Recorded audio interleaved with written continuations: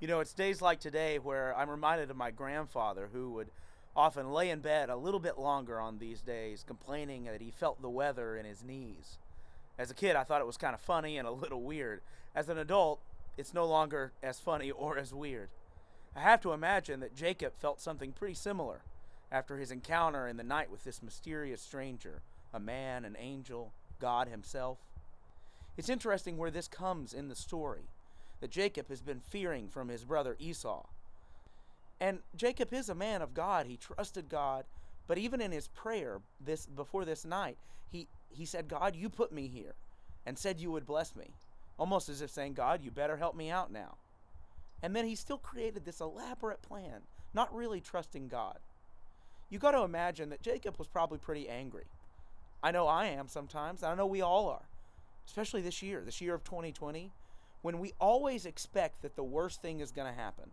Whatever fear, whatever anxiety, whatever dread we have, we always are fearing that the worst will happen. And if that's true, of course we're angry about it. We're angry about things that haven't even come to place yet, just like Jacob was. He wrestled all night with this figure, and you've got to imagine this was releasing some anger for him. And he came away with a new name. I wonder if the same could be true for us. I feel like we often hold our dread, our anxiety, and our anger inside. Or if we do release it, we release it on other people, even unintentionally. Our friends, our family, our loved ones, or those that unfortunately we call our enemies. We release that anger toward other humans, other people. But what if we released it toward God? Now that sounds a little crazy, and as a kid, I couldn't imagine wrestling with God, how that could be possible. But it is, because God's big enough.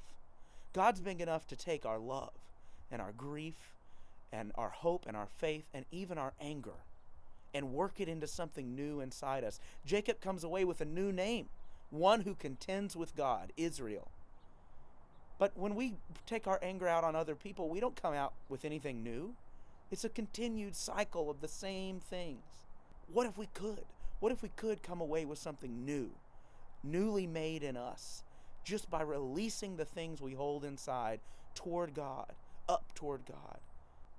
God wants to see us in our fullness. He desires for us to be full and fully human and fully everything He intended. And that includes anger and frustration.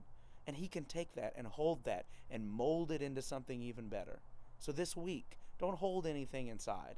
Whatever you've got inside you, whatever pain you feel, release it up toward God. Even if it's sometimes in frustration, He can take it. He wants to make you new.